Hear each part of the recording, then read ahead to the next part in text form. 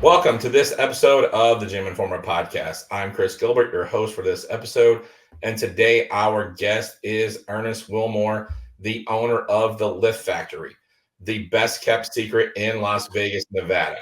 I got a chance to work out at this gym just a few weeks ago when I was in Vegas. It is a badass hardcore gym.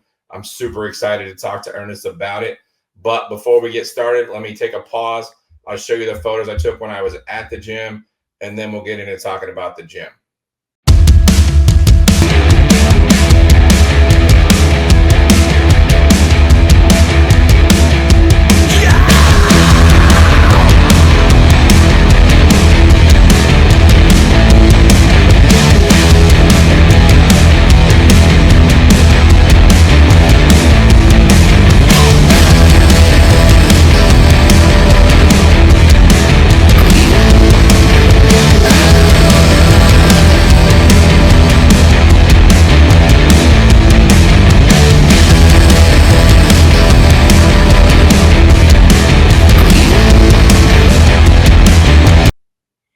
All right, Ernest, you've got a super cool gym. As I said, it was the best kept secret in Vegas. I've after the last 2.5 years, I've gotten pretty good at finding like badass locally owned gyms on Google. You weren't even on my list. Luckily, someone like someone suggested me going to your gym from another gym that I was at. So happy they did. Loved the gym. But before we get into talking about the gym, like, what was your path? Like, how did you become a gym owner? That's a great question. So I guess, gym career started in high school when I was just playing football. I played Pop Warner football growing up Mhm. and started playing high school football. Joined the weightlifting program at my high school here in Vegas. And that's essentially where it started. And honestly, that is probably the root of where the Lift Factory came from, is that high school gym weightlifting class, like loud music playing, Nice. dropping weights, power cleaning and stuff like that. Just a rowdy kind of environment, which is where, at least for me, I was pushed to excel and to get stronger and to get better for at that time for football, and now just for longevity and just in life in general. So when I was outside of high school, I was training at the commercial gym here locally, and it wasn't serving me the way that I wanted it to. It wasn't the kind of gym that I loved, and Mhm. I was always bugging my co-owner Nick. He is my best friend. We've been boys since we were 8 years old. My best Nice. friend for life. Love that. So I was always in his ear. We should open up our own gym. We should open up our own gym. That probably lasted a year or two before Nick really was like, dude, let's do it. Let's start working on it and start working towards it. And it's at that point that we started looking at gym equipment. We had a gym magazine with all brand new equipment in it, and we realized how expensive it was. So we're probably Mhm. not going to go that route. Another thing we didn't want to do was lease a bunch of equipment and just throw it in a gym, just to open the doors. We didn't want that overhead above us, and so Mhm. what we did was go to auction sites. We went to Craigslist. We traveled to California 3 times collecting equipment. We went to Utah one time getting equipment, and I had equipment at my house. My garage was full of gym equipment. Nick's house was full of gym equipment. Our other buddy's house was full of gym. So we had equipment everywhere. Once we felt like we had enough that we could open up a gym, that's when we started looking for locations to put it in. And we were looking at one location before the one we're in now. It kind of fell through. And thankfully, because our current location now is fantastic, we had to do very minimal changes to the occupancy to get it ready for a gym, and it kind of just went on from there. Super cool. That kind of rolls right into my first question was you've got I don't want to call it a hodgepodge, but No, totally. definitely like when you roll into your gym, it's not I open up a catalog and ordered this stuff. Yeah, for Like sure. you definitely like picked like this is the piece I want, or like how did you decide like this is the lat pull down I want, or because you've got some most of it's old school pieces, Mhm. but you've got a couple of new school pieces in there. So like how was the decision like, okay, we're going new school on this, we're going old school on this? Was it just what you could find, or did you specifically like source specific pieces that you loved? Yeah, great question. When we first started gabbing equipment, I mean, we needed so much that we really just took any piece that we knew we needed and we could find, we would just grab. We did the Riviera Hotel and Casino before they tore that down. We went there, and the gym was pretty much untouched. Not a lot of people knew that there was a gym, and they were selling all of the gym equipment, everything in the hotel and casino. So we went up there, we raided that gym, which was fantastic. We got cable machines, tons of different machines from there, all for relatively cheap. And so that was like our first big grab. There was another spot, which is one of my most favorite stories, is from Barry's Boxing. There was a friend of a friend of a friend who told us, who told Barry that we were opening a gym and looking for equipment. Barry reached out to us and let us go and take a look at it before he put it on Craigslist or put it on the auction site or what have you.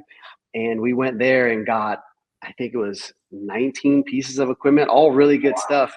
And from what Barry said, this all used to be stuff that belonged to Mike Tyson at one of his old houses that he donated to the boxing gym. I don't know if that's true or not, but I mean, I don't see why Barry would lie to us. That's just a super cool story. Oh, So super we cool. went, yeah, we went there, got a ton of pieces that, and after we got, we had 2 cable machines, we had benches, we had all the big ones. We knew, I knew that there were specific pieces that I really wanted, and so I waited for those to pop up. One of them that comes to mind immediately is the pullover, the lap pullover machine. I really love that machine at the gym that I was training at previously, and I knew that it was a big machine for Dorian Yates in his back building routine, and so I really wanted a lap pullover machine, and so that was one that was handpicked. And then there's another plate loaded lat pull down, which is it's kind of like a different, it's like a separate, has swiveling handles on it and stuff. Mhm. Not a piece you see very Right. often. Yeah. That one popped up, and I was like, that's an awesome piece. We should go get that. So after we got the bulk of it, we got to hand pick the pieces that we really wanted to complete the set. Oh, that's super cool. So most of the pieces are old school, like, but Mm-hmm. there were just a small handful of pieces from Prime.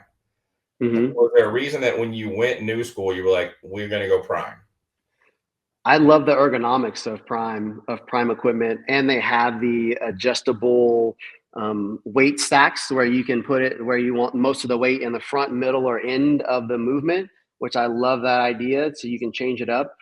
Prime is probably, as far as new equipment, it's probably my favorite company to go with. So whenever it came to replacing a piece of equipment or maybe upgrading, a lot of times our members are like, oh, I would like this piece.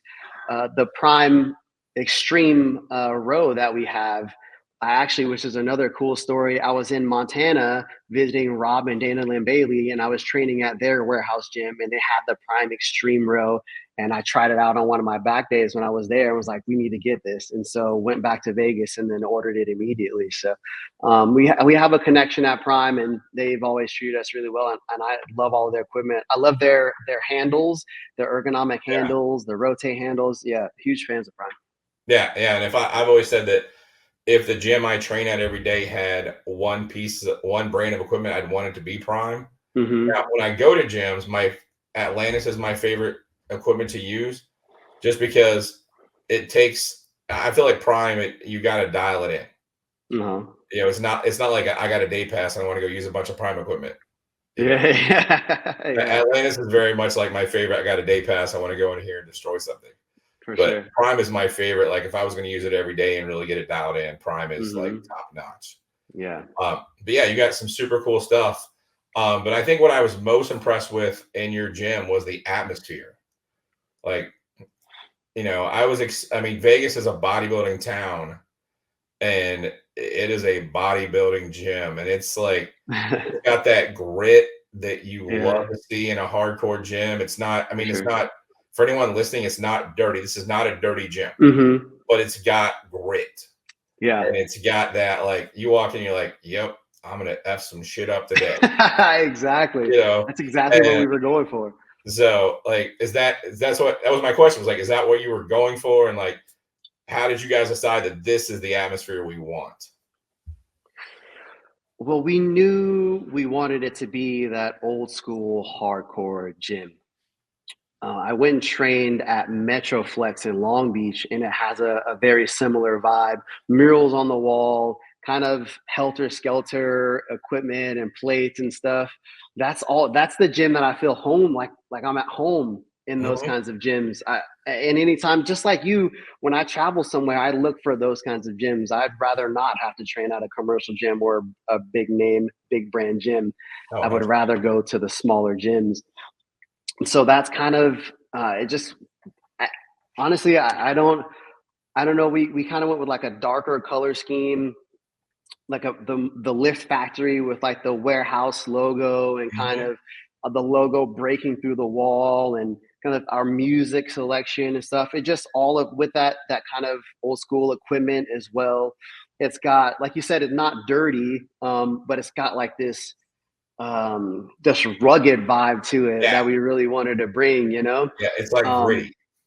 for sure, exactly. Yeah, yeah, yeah. Like you said, you want to go in there, you know you're gonna mess some stuff up, right? It's oh, Yeah, you go in there, you're like, okay, we got chalk, you know, we're not afraid of a little chalk dust here and there. We're not afraid of you dropping dumbbells. You know, that's the kind of the vibe we wanted to put out, and that's the environment that a lot of people excel in and get better in and are pushed in yeah, to become the best versions of themselves.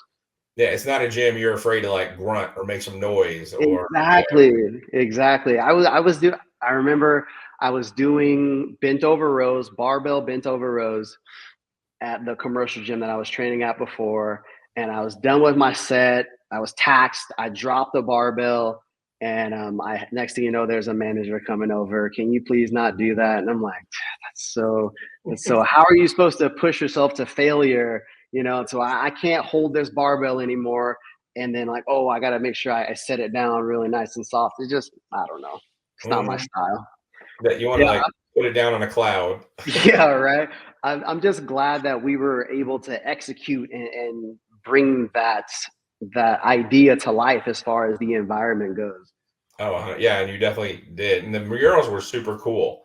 Like, being a graphic designer and having an art background, I love art. I love when owners take that extra step to put stuff on the walls that's going to inspire their members. Mm. Um, I think you guys did a great job, and you've got quite a few different murals of, like, fairly famous people from bodybuilding and powerlifting. Hmm. How did you decide, like, this is somebody that's gonna be on our wall? So let's see, the first four murals that we had Jay Cutler, who lives in Vegas, is one of like the coolest people. I remember meeting him at the gym I trained at before, and it was just he's just so down to earth, right? So we had to have Jay. Phil Heath was the reigning Mr. Olympia at the time, so we figured we had to have him. Kai Green is my personal favorite bodybuilder of all time. He's inspired me in so many ways, in so many training aspects, just life aspects. Just he's one of those super wise and knowledgeable people that I've always followed. And then Dana Lynn Bailey was very similar to Kai Green. I remember warming up for my workouts watching her Olympia prep videos from like 2013, I think it Nice. was. So yeah, she's just a big super motivator for me. Plus, we had to have a woman on the wall as well. So those are the original four. Then the next one was Cedric. Cedric was the one of the first bodybuilders that actually came to the gym before we were open to the public. He came by, wanted to get some body work done, and the gym was empty at the time. This was this gym has given me so many amazing stories. I hope I don't take up too much of your Oh, no, time, you're good. I love but it. but actually, I tagged Cedric in a picture. Again, this is before we're open. He DM'd us. He was like, "Hey, can I come in and get some body work done?" We're like, "Absolutely." At the time, we didn't have a massage therapist, so we had to find a massage therapist to come in and work on said. He says, "I'm going to take a taxi to your gym." We're like, "No, no, no, no, no. We're coming to pick you up, dude." So Nick and I get in his truck. We drive down to the Orleans where Cedric was staying. We go pick him up, bring him back to the gym so he can get some massage work and body work done. Hold the whole ride. We're just chatting it up like we've been friends for forever. And another one of those guys who was just super down to earth. Just words can't describe how cool of a dude he is. It really it breaks my heart that he's no longer with us, man, because he's one of the best to ever do it for sure. And so that interaction with him, and he always represented us well. He always wanted to show us love. And so the next one that we had to have Cedric, put Cedric on the wall just because of that, the experience that we Oh had yeah, with him. Yeah. definitely. Yeah. And then another one of my favorite bodybuilders that was up and coming was Dallas McCarver. And we actually had his mural put on the wall, and we were getting ready to announce it shortly before it was announced that he passed away as well. So he was like my favorite up and comer. And so we really wanted to show love to him. Unfortunately, he never got by to see it or sign it, but he's always in our thoughts and prayers as well. So it's really unfortunate going through some of the murals that we have in the gym, and some of the guys aren't with us anymore, and it really makes it a lot tougher to kind of to deal with that, because Yeah, yeah, even going to Sean Roden, who was another dude, fantastic guy, was training out of our gym before he won his Mr. Olympia. His trainer Psycho called me up and made sure it was okay for him to use the gym. It was like 2 o'clock in the morning on Friday or Saturday morning, the morning before finals, and him and Sean were in there training, dialing things in for the next day when he won the Mr. Olympia. So that's when he got put on the wall. Flex was in there. Flex Lewis was in there one year. He brought his camera crew, did a whole thing. So we had to show love to Flex. Dennis Wolf, who's also on the wall. He's a Vegas native. He's in there all the time training. Dennis has donated some pieces of equipment to us, so we put him on the wall. Then, like, we had, when we first opened up, it was mostly a bodybuilding gym. Then we had some powerlifters come by, and they kept asking us for powerlifting equipment, deadlift bars, squat bars, all that kind of stuff. What else? Calibrated plates. And Mhm. so we figured across the back wall, we would do powerlifters for all of our powerlifters that lift. And so, yeah, we did Ray, and then Dan Green as well, and then Sophie's back there as well. So Yeah.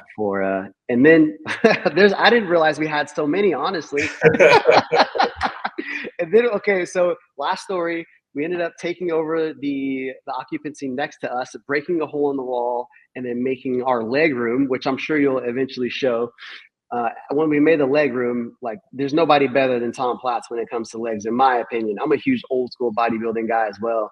Tom Platz is the best legs in the history of bodybuilding for me, and no harder leg training guy ever. So we had to have him in the leg room as well. So I think that's it. I was going to talk about each one, and I didn't realize. I was like, oh, there's more. There's more. But Yeah, it's but it's so cool, like, to listen to your stories though, because through this process, I've gotten to meet some like really well-known bodybuilders, and mhm. they are honestly like the nicest people. So Like, cool. I was in a gym in Boston, and Jose Raymond just finished training one of his clients, and he came over and talked to me and like spent some time with me, and he was such a cool guy. I'm Yeah. like, this is an Olympia stage guy, like, and he's just chilling with me, like, you know, super cool. Loved It's it. refreshing. It's really Yeah, refreshing. It gives like, me so, hope for the human race, how no, cool a 100%. lot Like, of these guys are. so anybody out there that's intimidated by hardcore gyms, those big guys are the nicest ones you're ever going to meet. I Yeah, promise you. 100%. You know. So then to get into like organization, it's you did a great job. Everything's organized by body part. Like, love the Mm. fact that you got this leg room that was super Yeah. cool. Like, your trainer was in there like crushing people the day I was there. Like, I thought one of the guys was literally going to cry while I was there. Like, their training was going on. That's So that was awesome. super cool to watch, like, your, not just your staff's dedicated, your members seem to love the gym. So super cool. Loved it. So right now, um, we talked a lot about like what you guys have done really well. Is there anything or one thing or a couple things that you wish you were doing better? That we wish we were doing better.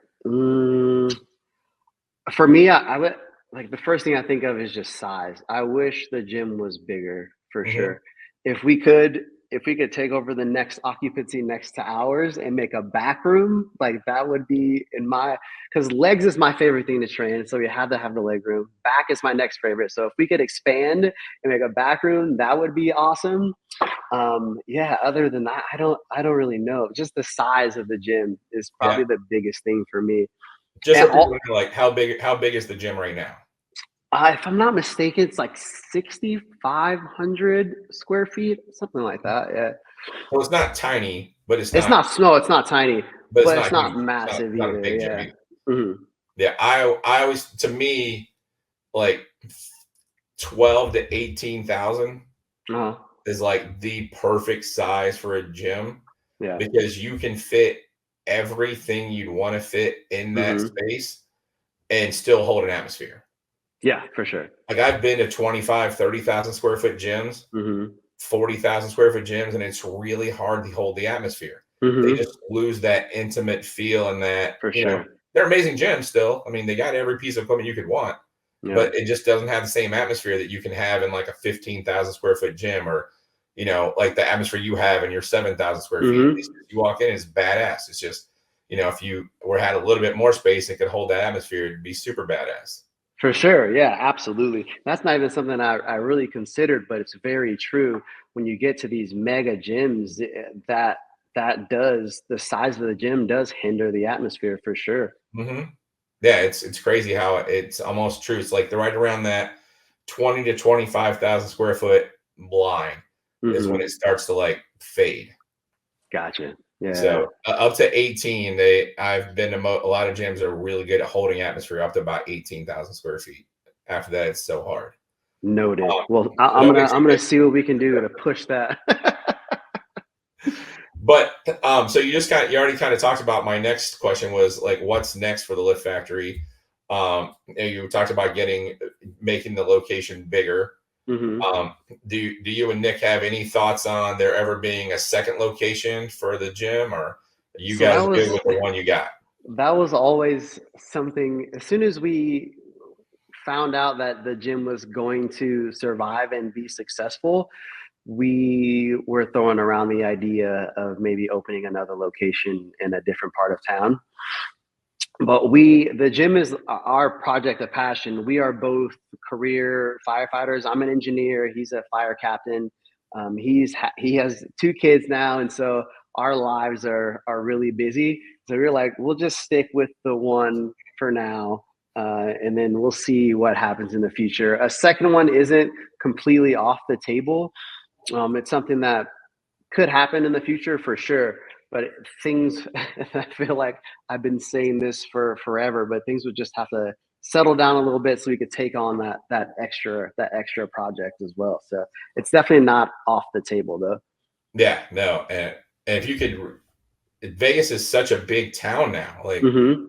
I was shocked from like I hadn't been there in 10 years, and from the first time I was there to now, it's a whole different place. Yeah, it grows by the day.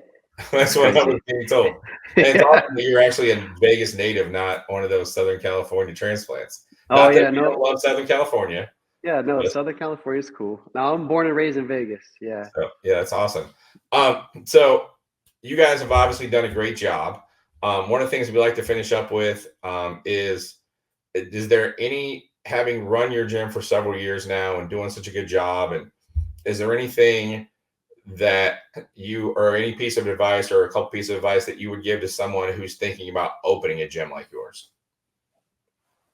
For me, I would say that be patient when it comes to the whole equipment buying process. That's where I think what really saved us was opening this gym wasn't our main source of income. So it's a side project for us, and so that allowed us to be patient in the acquiring of equipment area. It allowed us to be patient in the finding the right location for us and not forcing anything and getting in a bunch of debt and then not being able to pay your bills and then having to shut down. So the biggest thing for me would be patience and not rushing through the process for sure. Yeah, and that you actually threw out a couple of things there all at once, because we've heard from quite a few people, if you can if you can not rely on the income from your gym for a couple of years and put everything from the Mhm. gym back into the gym, it makes a world of difference. And it sounds like that's what you guys did, and that's what you guys are still doing. Yeah, we still do that. Yeah, we just take any money the gym makes, we just put it back in the gym, and, if we need something for any reason, we'll take it out, but, yeah, pretty much we just keep all the money in the gym. No, that's awesome. Love that. And Yeah. we love to see gym owners that are reinvesting in the gym and trying to do whatever they can to create the best Mhm, environment and the best place for their members. So mhm. thank you guys for that. It's awesome. Yeah, of course. That Um, was another thing, if I may. no, When go we ahead. were opening up the gym, we said, as long as it pays the bills, as long as it keeps itself open, we're good. Like we didn't. It was never about the money for us, and I think that's another aspect that's big. It was always about the passion for us. Hmm. So we said, as long as it pays for itself, we're good. And I had a friend of mine who said, that's the wrong way to go into a business. You need to go into a business to make money or it's not going to work. And I'm very satisfied, or let me get this.